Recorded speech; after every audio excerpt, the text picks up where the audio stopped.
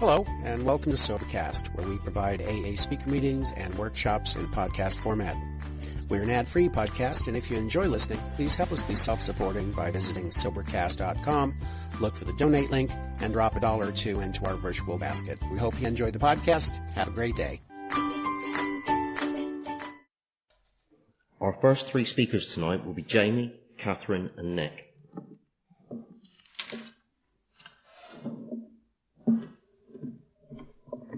Good evening, my name's Jamie, I'm an alcoholic. Well, thanks Wayne for asking me to share, and basically all I'm going to try and do is just carry the message of recovery to the still suffering alcoholic. Basically, what I've found here, I've came to AA very, very mad, mentally ill, severely mentally ill. I was offered the solution, which is the 12 steps, which has enabled me to have a spiritual awakening, and it's completely transformed my life. I'm a completely different person today. The person that stands here now is 110% completely different from the person who walked in. When I walked in on December the 6th, 2005, I was 19 years and 10 months old. I was a little chavvy teenage kid from the council estate. I used to wear a long Argo Mac with an Argo baseball cap, Rockport boots, and I thought I was the man, do you know what I mean? But underlying all this stuff, underlying this front, I was fearful, I was insecure, I was afraid, do you know what I mean? I was lost in the world, I had no social skills, I was anxious and I was just lost, do you know what I mean? I needed help, and the only thing that I could do was to stop these feelings was to drink. And what I realised is when I drank, it would kick off this craving and I would drink to oblivion. When I come to AA, I learned it's called the phenomenon of craving, and it's coupled with a mental obsession. So when I'm drinking to oblivion, I'm kicking off, I'm going mad, I'm putting my head through windows, I'm smashing things up, nicking people's cars, drink driving, horrendous things, collapsing, taking overdoses, waking up in the morning. A normal person would think, my drinking's not right, I'm not going to drink again. But me, I'll just think, I'll go on the drink again today, and I'll be off again. And basically that's how it went for me. I started drinking about 13 or 14 years old. My mum's an alcoholic, so I thought I'm a little bit insecure. I'm not as confident as the football team and the rugby team and all these kids that look like they can just do life. I'm not as confident as them because my mum's an alcoholic. The way I brought up, that's why I'm a bit insecure. So I've found that when I drink alcohol, it made me feel very confident, very powerful. It made me be the person that I wanted to be. Because when I was drunk, I could be this person. I could be Jack the Lad. I could be confident. Do you know what I mean? I could fit in. I had social skills and I just didn't care. That was to sum it up. I didn't care. Do you know what I mean? And this behaviour just went on and on. I started when I was 13 or 14. I left school, no GCSEs, no nothing. And I just went on cash in hand jobs, building sites, get paid, go to the pub, get drunk. And when I was a kid, I got knocked over. So when I turned 18, I had a lump sum. When I went to my cash point when I was 18, there was thousands of pounds, and I just kept getting drunk more and more and more, and my life was getting worse. But somewhere amongst it all, anyway, actually, I'd keep getting arrested all the time when I was in Crown Court. Actually, I was in magistrates' courts all the times, and they sent me to Crown Court, and they was going to send me to prison. And I just needed to stop, to be honest with you. Somewhere along the line, I only drank for 6 years, but at the end of my drinking, somewhere I knew it wasn't the way to do life, do you know what I mean? I knew I wasn't doing life the way it should be done. I knew you're not supposed to get drunk all the time and that's it, and kick off and get arrested by the police and be in court and be on probation. I knew that wasn't right, do you know what I mean? At the end of my drinking, I could see that wasn't right, but I just couldn't stop drinking. Physically, I couldn't stop drinking. And when I was stopped for 2 weeks, is my world record. I've stayed stopped for 2 weeks. And then during those 2 weeks, I was insecure, I was depressed, I was miserable. I felt so just tense and horrible, and like hated everyone, and I hated myself more. And so I just kept drinking. And basically, like I said, they was going to send me to prison, and I went to probation. And he said to me, I said, I keep drinking because I never feel good when I'm sober, and I can't stop drinking, but I want to stop. I want to be a good person, but I just can't stop. And I was generally at my wit's end at this time. I'd find myself in my bedroom in the mornings crying, what is wrong with me? There's something wrong with me. I can't stop. It was getting worse. I was using harder substances. I was falling in with even worse people, scousers and drug addicts and dealers and all different sorts of people. But the problem was, when I was on my own in my bedroom, that's when it was there. When I was on my own in my bedroom, the fear, the terror, the bewilderment, the despair, the what am I doing in this life? Who am I? What's this place? What am I here for? Fear, uncertainty. Who am I? What am I supposed to do? That's all I had. And anyway, I got told to come to AA, but I said I can't go to AA because there's people there. I can't do people. I'm socially anxious. I can't go to AA because there's people there. He said, go to AA. So so I came to AA. And anyway, this was the predicament I found myself in. I couldn't stay sober, but when I was sober, I couldn't do life. So I couldn't stop drinking, but when I did for the 2 weeks maximum, I couldn't do anything. I couldn't speak to people. I had no social skills, no education, no real employment. What was I supposed to do? And I came and I listened and I heard the solution. We suffer from alcoholism. That's the problem. Our liquor is only a symptom. This is what I already knew. I knew I drank because of the way I am when I'm sober. That's why I drink. I thought I had schizoid personality disorder, manically depressed, but I'm not. I'm just an alcoholic. I suffer from alcoholism. And I learned that our liquor is only a symptom and a spiritual malady. And they said the solution is a spiritual awakening. I never heard of God. I'm from a council estate. My mum's an alcoholic. My dad's a heroin addict. I'm a chav. I'm from a council estate. I've never heard of God. Anyway, because I was desperate and I wanted to be good. I really wanted to be good. I really wanted to. In my heart, I wanted to be this person. I wanted to be able to speak to people. I wanted to have a good life. I wanted to be able to just achieve and get on with life. So I kept listening. They said, get a big book, get a sponsor, work for the 12 steps and you can have this spiritual awakening. And I was only 19 and 10 months old at the time. But for 7 weeks I kept relapsing, I kept drinking and I just couldn't get step 1. I just couldn't get it. I was going around saying to Welsh Nick, what about this step 1? Leroy, what about this step 1? He was going, don't be so silly, everyone's got step 1. But that's Leroy's story. But anyway. In the end, the day came. January the 28th, 2006 was my first day of sobriety. I was 20 years old. I'm 22 years and 7 months old and 2 years and 7 months sober.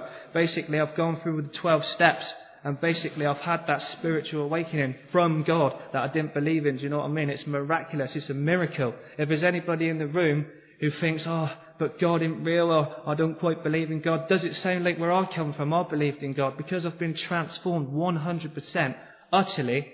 Then how can you deny it? My little analogy that I thought up to myself, how I tried to explain to people, but how do you know it's worked? When you're sober and you drink 10 pints of Stella, you know something's changed within yourself, yeah? Because you're sober, you've had 10 pints, you're very drunk. It's the same. You come here, lost, afraid, you take the steps and something changes. That dramatic, do you know what I mean? And basically that's what's happened to me today. Like I say, I was in Crown Court, I was going to be going to prison. I was just lost in the world. I couldn't stop drinking. And today I'm 2 years and 7 months sober. I've gone to university. I've just finished year 1. I'm going to be doing year 2 soon. And I'm more psyched up for year 2 than I was for year 1. I feel so fantastic. I feel physically fit. I'm healthy. I've passed my driving test. I'm going to get a car soon. Just everything's opening up. The whole world is opened up. I've found something brand new in life. Just to try and re-emphasise and smash the message home. The message is, get a big book, get a sponsor, work through the 12 steps. Our liquor is only a symptom. The problem is alcoholism. That feeling of lostness and lack of understanding and what's the point of the world and all things that gets... For me, I've been completely transformed. It says in the big book it gets incredibly more wonderful as time passes. This spiritual awakening, I've taken the 12 steps. I am today recovered from alcoholism on a daily basis, contingent on the maintenance of my spiritual condition, which I love doing. I love step 11. Some people say they find it hard. How can you find it hard? I've been transformed. Bang! I'm brand new. What's there to miss? What's there to miss? If I miss something, what do you mean there ain't no God? Well, I'm not here then, do you know what I mean? It's that simple to me. It really is. It's so simple to me. It really is. I love doing step 11. I'm going to keep moving forward. I'm going to go to university and, well, that's it. It's just completely a miracle. If you're a newcomer, get a big book, get a sponsor, work the steps. Cheers.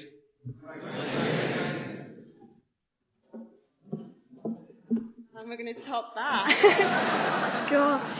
Right, my name's Catherine. I'm an alcoholic and... very grateful to be in my home group, and my sponsors told me I need to speak English tonight, so I'm going to try my best.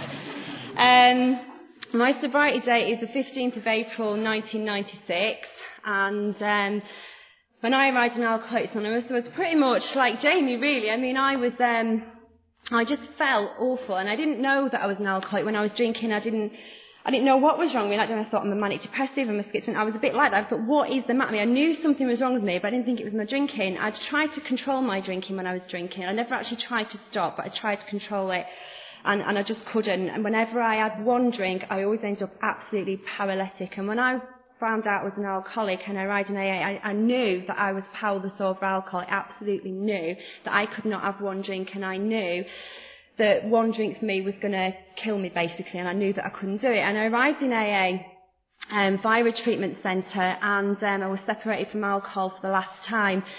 And I felt absolutely awful. I mean, when I first came to AA, there was like a rush of hope of, oh God, I know what's wrong with me. I'm an alcoholic. All I need to do is not drink and go to Alcoholics Anonymous meetings. And I was coming and I was not drinking, and I'd gone through, I was in a treatment centre, and I spent 7.5 months in a treatment centre altogether. And I just felt awful. Life for me without alcohol was absolutely unbearable. Do you know what I mean? And that was at that point when I truly realised what it meant to be alcoholic. It was when I'd stopped drinking for the last time that I realised how much of an alcoholic I was. I'd gone through these treatment centres, spent 7.5 months in there, of intensive group therapy and one-to-one counselling. I thought, I can just get to the bottom of what's the matter. Maybe it's because this happened to me, or because that happened to me, or because of this. If I could just find out and get to the bottom of what's the matter with me. And I just couldn't. And I left treatment and I was still feeling miserable and suicidal. I used to go to meetings every single day. And one thing I did hear, I heard about getting a sponsor. And if you're new in Alcoholics Anonymous, there are sponsors and there are sponsors. And some people couldn't sponsor a lemon, and that's the truth. But I got a sponsor. The first sponsor I had didn't have a sponsor, never been through the 12 steps. The second sponsor I had didn't have a sponsor, hadn't been through the 12 steps. And I was in Alcoholics Anonymous, desperately trying to hold on, do you know what I mean, that white-knuckle sobriety. And I'd heard about reading the Big Book, and I was reading the Big Book, and I remember reading the doc's opinion. It says, most people make the supreme sacrifice rather than continue to fight.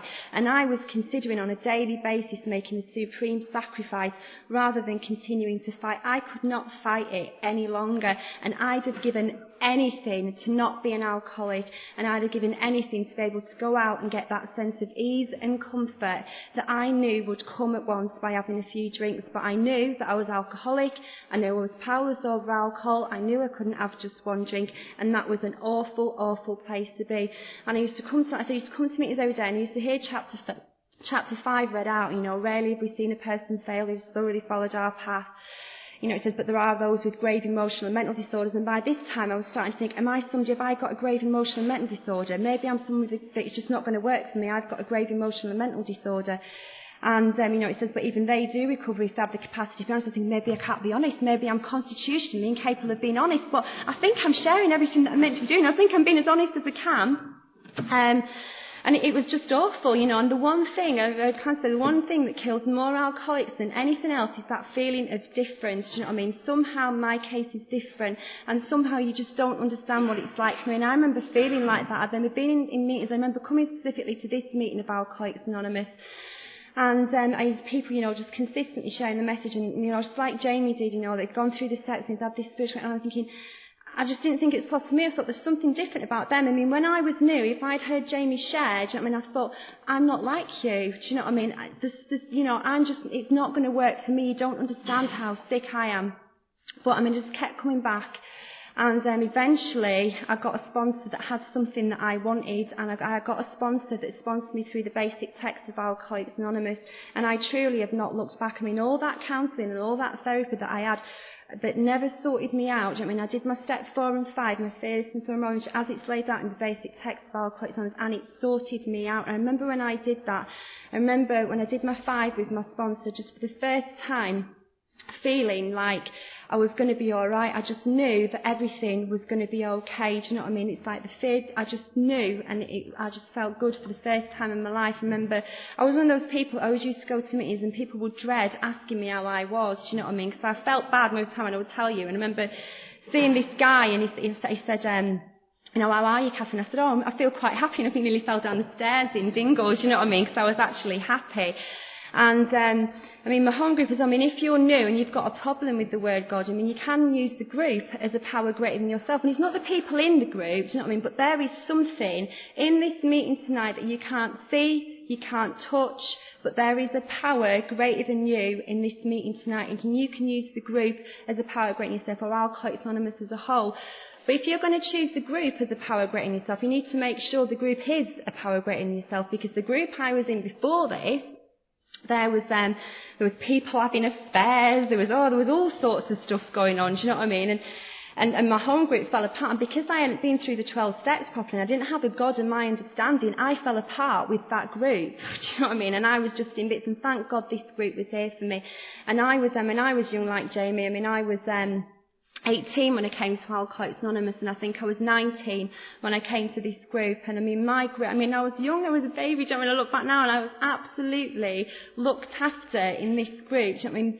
I mean, it was mainly men, do you know what I mean? And I was just looked after. I mean, to me, my home group were just a bunch of absolute gentlemen, and I tell you, this is like the safest place in the world for me. I mean, I've grown up in this group, do you know what I mean? I know it's not this. To me, this group saved my life, and I know it's not this group, it's Alcoholics Anonymous, but this group carried the message of Alcoholics Anonymous to me, and they told me precisely what I needed to do to recover from alcoholism. And, they looked after me so I could grow up in Alcoholics Anonymous.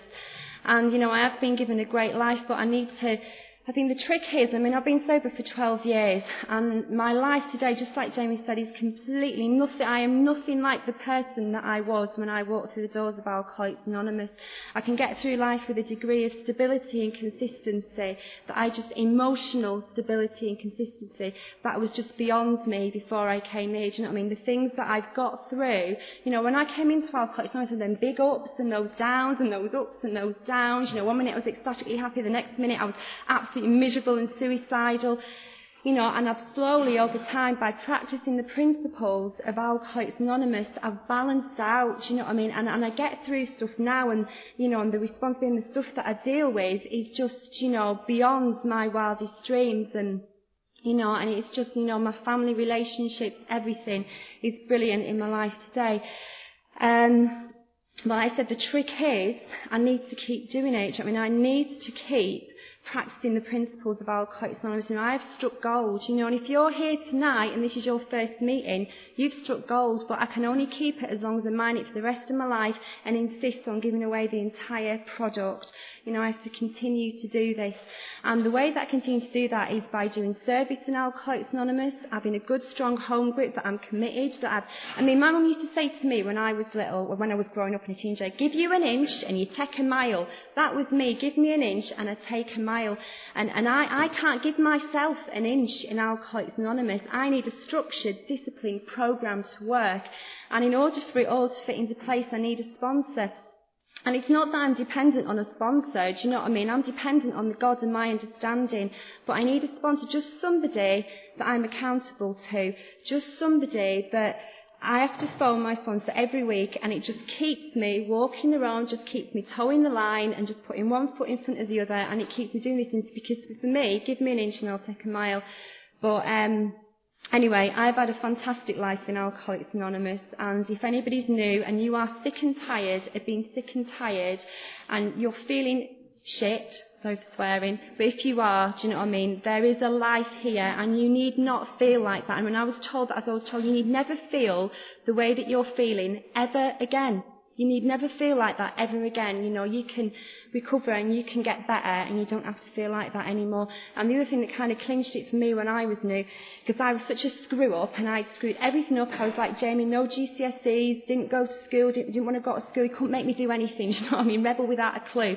And but I was told that I would recover despite myself, and that kind of clinched it for me, because I knew if it was left down to me to keep me sober, get me sober, that I would screw it up. But I was told that I would recover despite myself, just by putting the actions in of Alcoholics Anonymous. And I've got a great life, and anyone doing, like I said, get a sponsor, and thanks for listening to me. Thank you.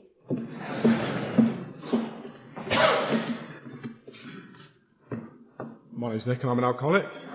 Thanks, Jamie and Catherine. And if you are new tonight, then welcome to Alcoholics Anonymous. This is the heart of Alcoholics Anonymous in Plymouth. I am an alcoholic of the hopeless type, and yet I have recovered completely from a seemingly hopeless state of mind and body. And what I'm going to do briefly is share why I'm an alcoholic of the hopeless type and how I have recovered. I was an extreme example of self-will run riot. Growing up, I could not be told.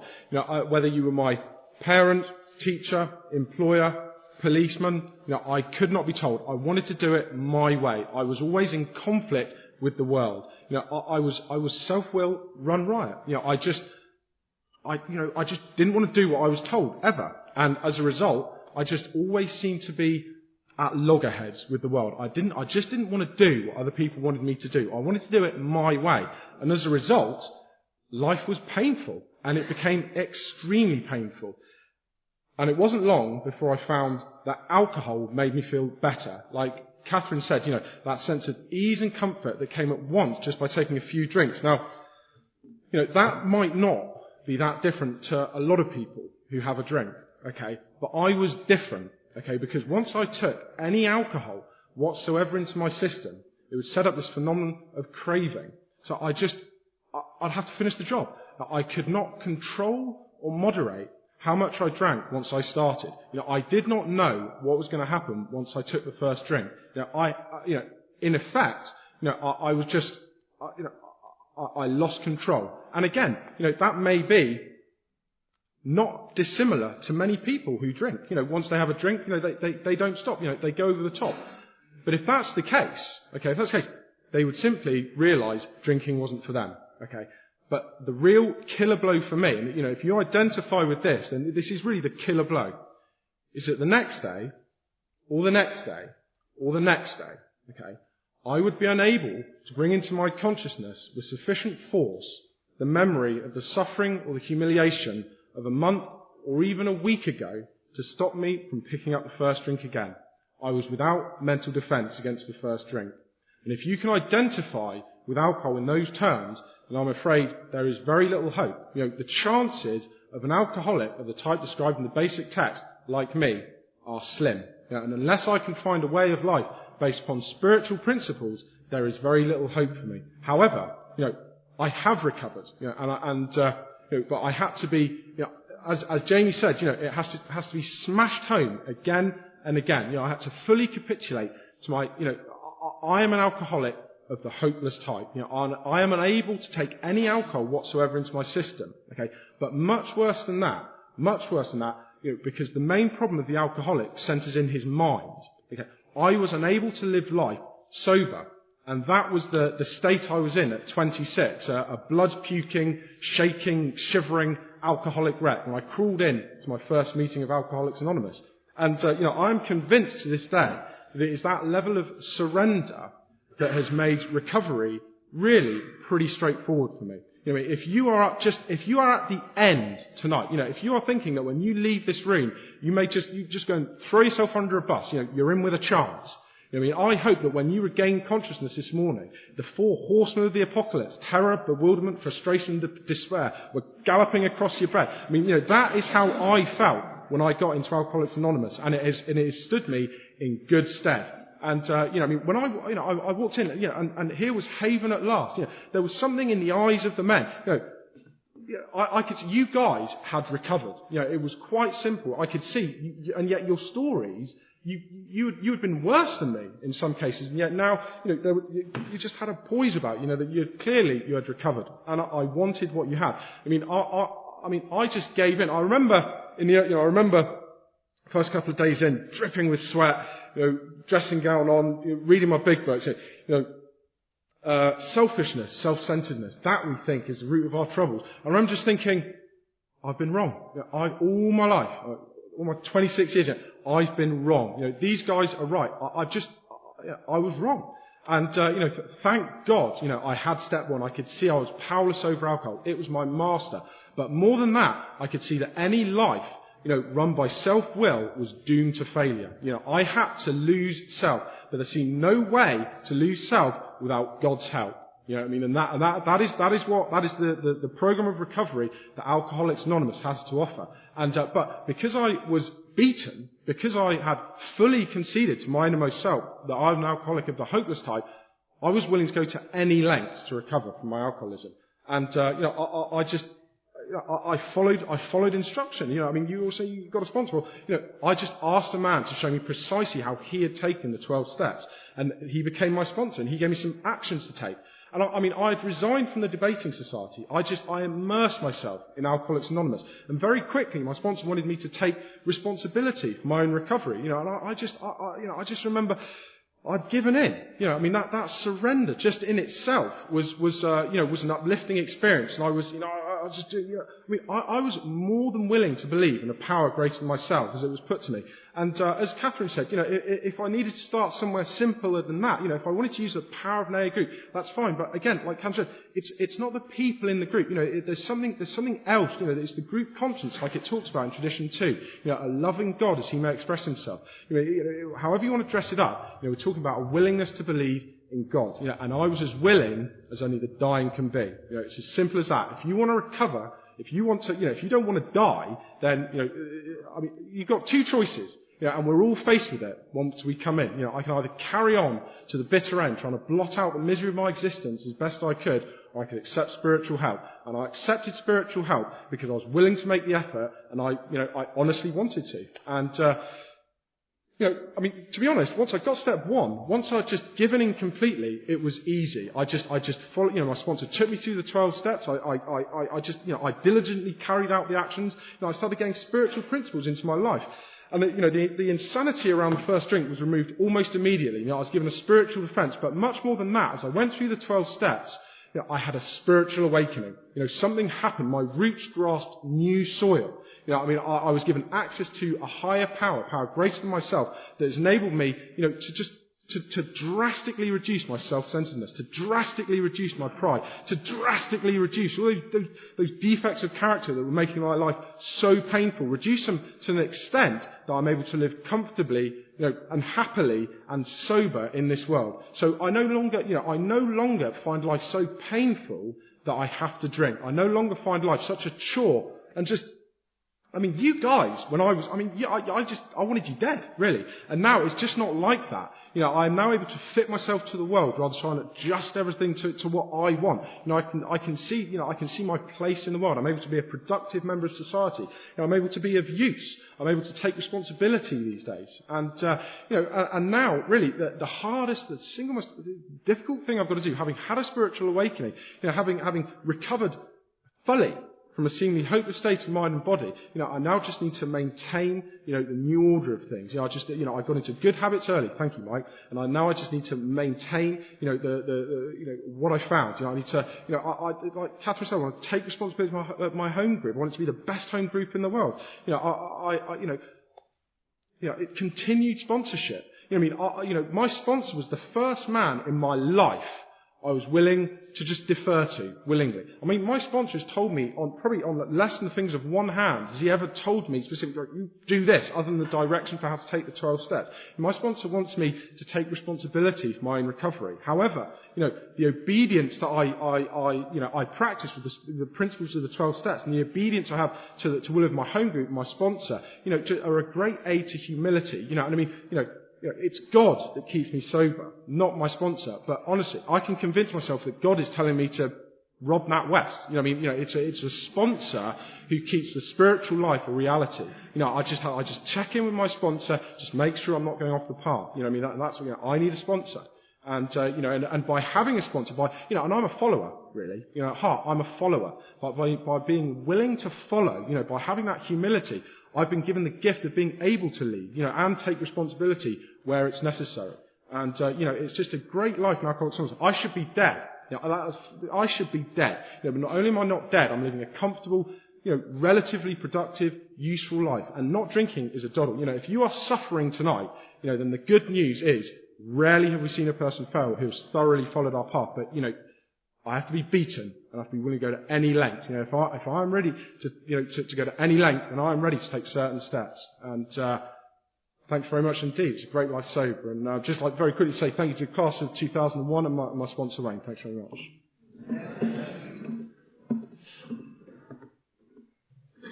Thank you, everyone. I would now like to introduce tonight's final speaker, Peter.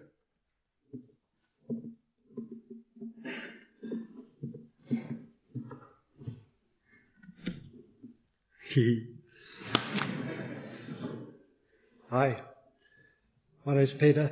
I'm an alcoholic, and I'm also a recovered alcoholic. My sponsor tells me I'm supposed to tell people that I'm a recovered alcoholic, because otherwise it's false modesty. It's the first promise in the big book. Thousands of men and women have recovered from a seemingly hopeless state of mind and body. My sober date is December the 11th, 1981. It's a long time ago. It might not impress you, but it impresses the hell out of me, because I was a real alcoholic. And I started drinking when I was 14, and I didn't quit till I was 34. And I never quit. I did marijuana maintenance, and I did some psychedelics. I was a good hippie.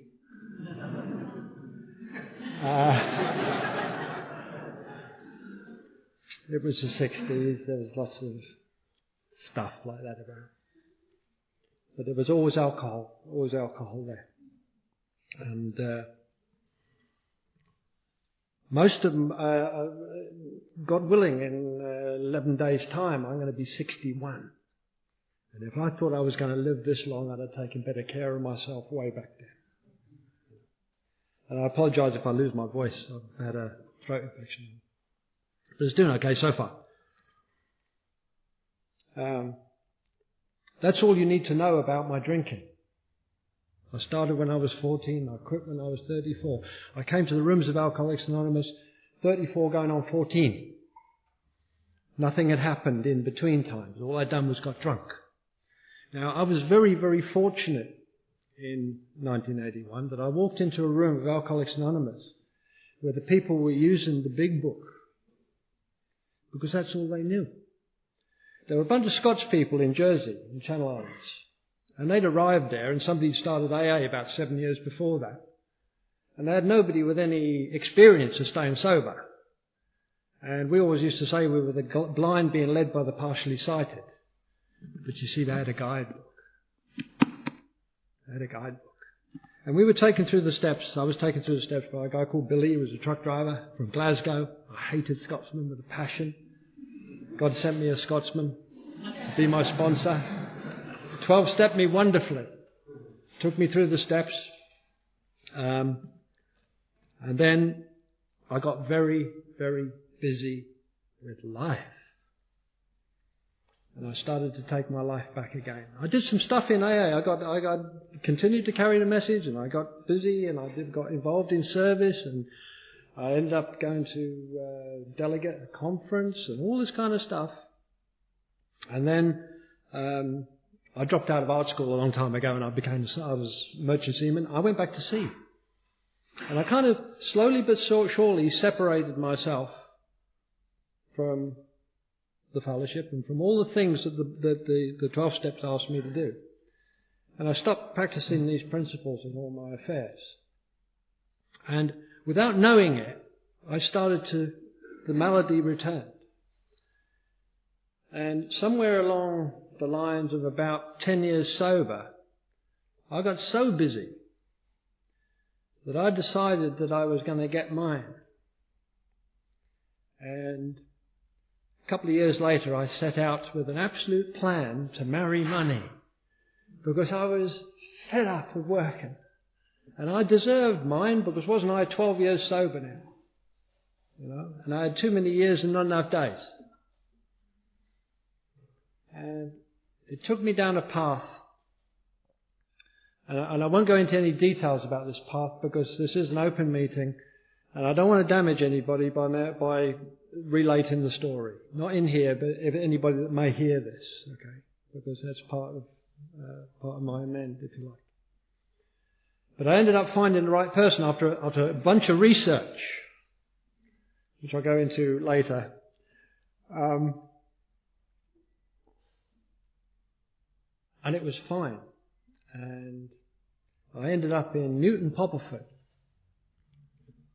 just outside Exeter. And after about 18 months, I locked myself in a room one night. For 3 days, I was in that room, rocking and saying Hail Marys. And I didn't know what the hell was wrong with me. I had no idea. I was 16 years sober. I had no idea what was wrong with me. I was baffled. I was as baffled, and I hadn't had a drink for 16 years. I hadn't had a drug for 16 years. I'd been sober and clean for 16 years. And I would have told you, when I turned up at the meeting of Alcoholics Anonymous again, that, I stopped going to meetings. No, it happened a long time earlier than that. I stopped practicing these principles in all my affairs, and I'll talk about the principles in a minute. And you see, it says that we get a daily reprieve subject to our spiritual condition. But my spiritual condition is subject to doing certain disciplines. And I'm very, very rigid about doing those disciplines today, because I don't want to go back there. Because I tell you what, being dry drunk at 16 years sober is worse than being a wet drunk walking into Alcoholics Anonymous after 20 years of drinking. Don't go there. You don't need to go there. Don't do what I did. What happened was very interesting as well along the way. It's very subtly, and I only saw this with hindsight, is that something changed about what we did in Alcoholics Anonymous. Somewhere between 1981 and 1998, something changed. And when I came into Alcoholics Anonymous, the emphasis was working the steps. And we talked about God, and we talked about working the steps, and we talked about helping other alcoholics.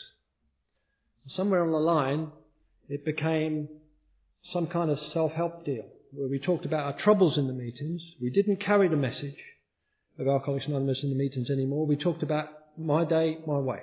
And something changed. And I joined them, talking about my way, my day.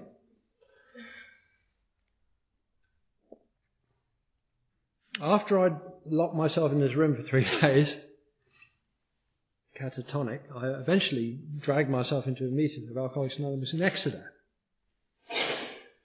Sunday night meeting. I sat in the Sunday night meeting in Exeter, and I was crying. I was in a hell of a state. And I listened, and I listened, and I listened, and I listened, and everybody... Right at the end of the meeting, somebody said to me, has anybody else got anything to share? And I said, yeah, my name's Peter, I'm an alcoholic, I'm 16 years sober, and I'm out of my mind, I don't know what's happening. And there was silence. Nobody offered me anything. End of the meeting, somebody came up to me and said, when was the last time you walked the steps? And I said, well, I was in my amends in about 18 months. I suppose, yeah, about 16 years ago. And they said, did you have food today? I said, yeah. He said, did you have food yesterday? I said, yeah. He said, why do you have food today then? He said, you're trying to live on a spiritual experience you had 16 years ago. And it ain't working, is it? I said, no, it ain't. He said, maybe you should come with us to study the book a little bit and we'll see what we can do. Now, about that time, I had a gift. Now, not everybody realised this was a gift, but I had a gift of a detached retina. And I got rushed in the hospital for a detached retina operation. And you've got to lay down after that for about 6 weeks. And I had a bunch of tapes of Joe and Charlie, and I had a big book, and I had some writing stuff and a pencil. Because I couldn't find anybody that knew how to do this. I couldn't find anybody, either in Exeter, in Devon, or in Jersey, where I ended up back in the Channel Islands. Couldn't find anybody, so I had to use Joe and Charlie. And I'm laying down on one side, kind of. And I did everything that this book asked me to do in the first 165 pages. Well, not even that, actually. Basically, in what it says with how it works, how it works, and into action. That's all it is. There's only about, 20 pages. There's the program of Alcoholics Anonymous. Look, 20 pages, step 3, or step 4 through to 11. That's all it is. It's a big book. But there it is there, look. Now that saved my life twice. It saved my life as a wet drunk. It saved my life as a dry drunk. It saved my life twice. I'm a born-again big book.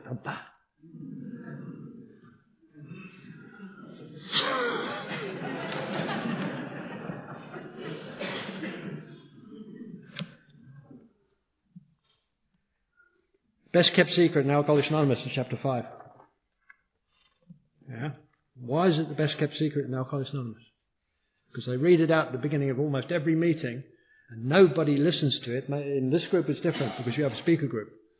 But in most groups, nobody hears it because they're all thinking about what they're going to say when they finish reading chapter 5. And it says, rarely have we seen a person fail who has thoroughly followed our path. And I changed that into, rarely have we seen a person thoroughly follow our path. Thank you. Guys who shared earlier. Thank you. It's very rare I come into a meeting of Alcoholics Anonymous and hear 3 speakers talk about what I talk about. Very rare. And I know there's some other folks in there as well who talk about the same stuff. It's great. Really exciting. I don't normally do this kind of thing. What I do quite a lot of sort of step stuff and step workshops and big book things and whatever. I don't talk about me an awful lot. But this chapter 5, one of the things that where am I? I just moved it. I don't quote the big book that often. This was me. After I'd been sober for 16 years, and I got into this position where I was. It says here, more than most people, the alcoholic leads a double life. He is very much the actor. This is 16 years sober. The outer world, he represents his stage character, the one he likes his fellows to see. He wants to enjoy a certain reputation. Well, I'm 16 years sober. I've arrived.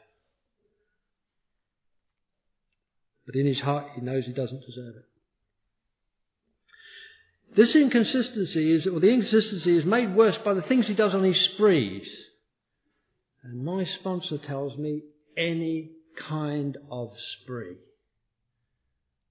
I'm sober today. I'm recovered today, but I can still have sprees. And they don't have to be drinking sprees. They can be eating sprees. They can be gambling sprees. They can be sex sprees. They can be any kind of spree that fixes me if I'm not spiritually fit. That's why I've got to have the discipline of these 12 steps, particularly the last 3. I come from a bunch of folks who tell me that I should work the steps and rework the steps on a regular basis.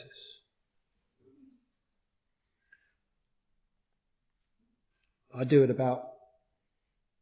through the steps about every year. Sometimes every 18 months. Since 10 years ago. After I went through the steps again and had a second it really was a spiritual experience. It wasn't just an awakening, which I may have been the first time. I sought out people who knew how to do this because I couldn't find anything. And I sought people out and listened very, very carefully to what they had to say. And I sought out people that kept it in here, in the big book. Because I don't want anybody's opinion of the 12 steps. I want their experience of the 12 steps. I try and share my experience of this book with people and with you, not my opinion of this book. It's very important. There's a difference. There is a great deal of difference. I sometimes go to step meetings where they don't use this book, where they use another book. And I've got nothing against the 12 and 12. There's some wonderful stuff in there. From the perspective of about 16 years sober, which is when how old Bill was in sobriety when he wrote it. There's some wonderful stuff in there, but for a newcomer, there's no direction on how to work the steps. But what you get around a 12 and 12 meeting is you get a lot of people sharing their opinion about what was written by someone who was 16 years sober when he wrote it, without having any experience of actually working the steps. And what I was told was this idea of, and it was mentioned earlier on, that we cannot bring into our consciousness of even a week or a month ago. We are without defence against the first drink. When I say to a newcomer who comes into a meeting, I say, how long do you think you've got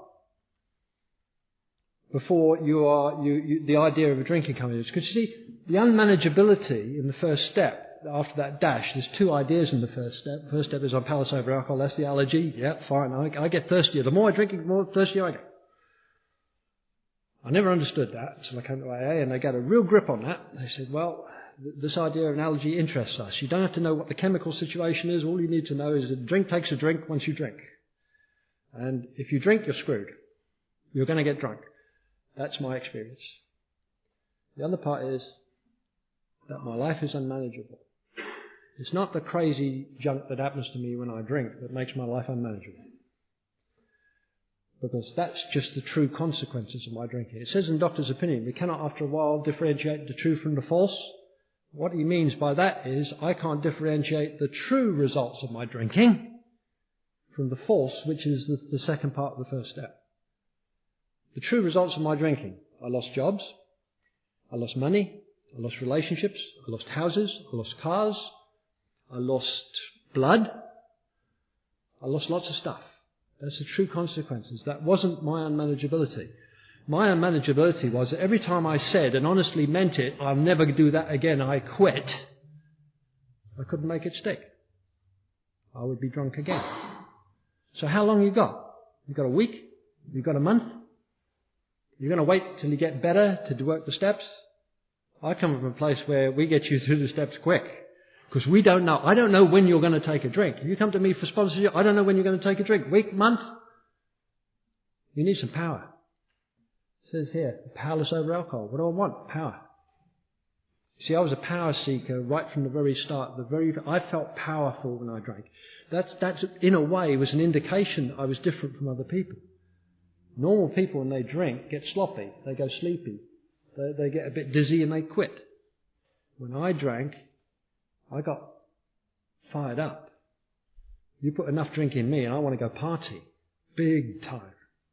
And then I usually want to go somewhere. Often another country. I was one of those guys.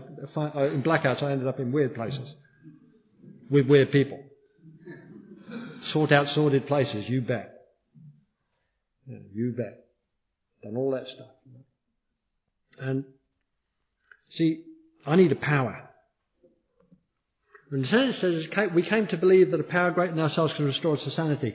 And for a long time I thought I had to have an idea about what that power was. Because I couldn't take step 2 until I had this idea about what this power was. And it's very common, and I come across this a lot. Well, how do we come to believe that a power greater than ourselves can restore us to sanity? By working the rest of the steps. That's how I came to believe. I couldn't make it up. I had no idea what God looked like. I still don't really know. But I know the power is there because I've accessed it. But until I've accessed it, I've no idea what that power is. And it's a bit of a conundrum, really. And it can restore me to sanity. What sanity do I need to be restored to? I need to be restored to the sanity around the decision to drink, based on the reality of my drinking, which is the true results of my drinking. So first of all, they're saying that I'm powerless. Then they're saying I'm unmanageable. Now they're saying that I've got to believe in a power greater than me to restore me to sanity. So I'm insane. So I'm powerless, unmanageable, insane. Now I'm going to have to make a decision. We now make a decision to turn our will and our lives over to the care of God's understanding. I don't understand God. Do I have to actually understand God before I can take step 3? I don't believe so. My experience is that if I make a decision to work the next 9 steps, I'm going to come to understand a power greater than me. So I can do first 3 steps in about 10 minutes. It's obvious that I'm powerless over alcohol because every time I drink I get drunk. It's obvious, if I'm at the right place. It does say that we have to concede to our innermost selves. And it says smash home. And it says some very powerful stuff around step 1. Are you really, really convinced that you're alcoholic? And I've got to ask myself now, 26 years sober, am I really convinced at 26 years without a drink that I'm an alcoholic? That I actually got that allergy? Can I remember it that much that I got that allergy? And I have no doubt. Because when it says in here, it says, if you've got any doubts, try a few drinks. Try it more than once. Yeah? I still think that's impossible. I couldn't drink. The actual test, that wasn't written down in the book, but the actual test is 2 drinks every day, no less, no more, every day, religiously every day for a month. And if you don't get drunk, you may not be an alcoholic, but try it for another month, just to make sure. Now, my first thought goes, I'll save them all up for the weekend. See? I can't do it. So I'm convinced. Do I think that I can't manage the decision not to drink at 26 years sober? Absolutely, because I wasn't managing the decision to drink at 16. I was sat in a room wanting to drink. I'd locked myself in the room because I wanted to drink. And suicide became an option at 16 years sober because I wanted something to fix me. Now, I have absolutely no doubt that what we're dealing with is not over-serving and just drinking too much. I am absolutely, totally convinced that this disease that we have is a disease that will kill us. This is permanent, progressive, and it is fatal. And I will die with this disease. The trick is, if there is a trick, is not to die of it. Yeah? Because that's horrible. And you don't have to drink to die of this disease. Yeah? I lost someone. Somebody committed suicide about 3 weeks ago. The day after he came out of a treatment centre. I'm not knocking treatment centres. That wasn't that. But he was dry for that amount of time. He'd apparently worked up to step 5. I don't know. Before he went in, I tried to convince him to work step 4. I got him started in inventory. But it was conditional. His sobriety was conditional on his wife coming back. After 3 months, his wife didn't come back. I guess that was the reason. I don't know. But this year, I know of 6 people who have died of this disease. None of them were drinking. Okay? None of them. So I'm very, very diligent in working this stuff. And it says, the next thing, once I've done those first 3 steps, it says we made a searching and fearless moral inventory. How can I be fearless? I'm full of fear. I came in here shot full of fear. I'm going to have to get to the end, aren't I? I got 2 of them. Oh, wow, that went fast. Let's assume we what's in ahead, because what I love is step 10, 11. Because you see, step 10 contains all of the steps. So it says we practice these principles in all our affairs. It says here, this brings us to step 10, which suggests we continue to take personal inventory. How do we take personal inventory? I know how to do it because I've done step 4. 4 columns. Fear inventory in the big book, 2 columns. Sex inventory, as many columns as you like. But the last one is very important. We ask God to mould our sex lives. That's the most important bit. Don't matter about all the other stuff. When I get to do amends, I get to find out how I show up in other people's lives.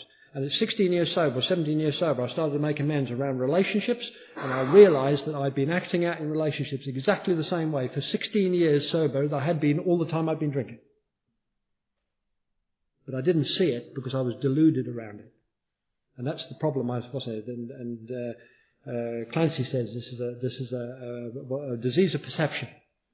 And I don't get to see what I do until I knock on someone's door. This is the sound, and I hope I don't break the mic, this is the sound of step 9.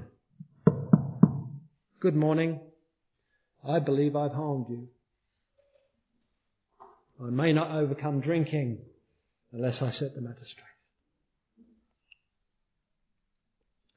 This brings us to step 10, which suggests we continue to take personal inventory and continue to set right mistakes as we go along. We're going to make some more mistakes. How about that? Excellent. I'm not a spiritual giant after all. We vigorously, see, there's another, they use lots of words like that in the big book. I'll finish off on this, I will to get finished. But continue to watch for selfishness, dishonesty, resentment, and fear.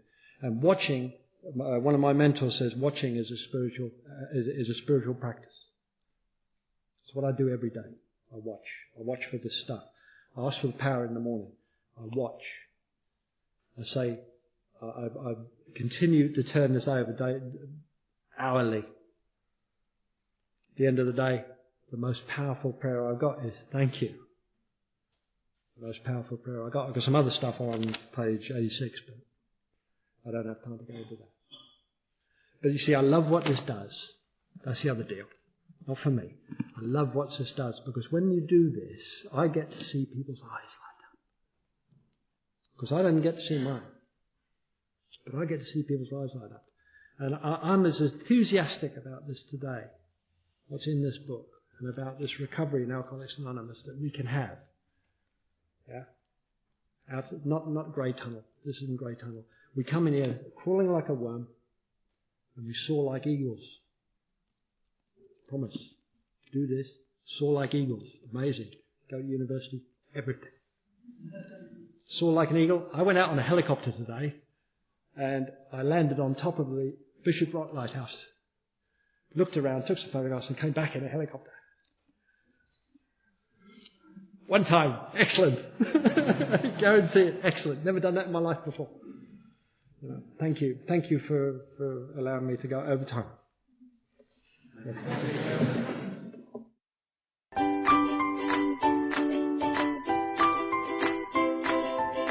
Thanks for listening. I hope you enjoyed the podcast. Sobercast is ad-free, and we'd like your help in order to keep it that way. So if you'd like to help us be self-supporting by pledging $1 or $2 a month, visit Sobercast.com and look for the donate links. Thank you very much.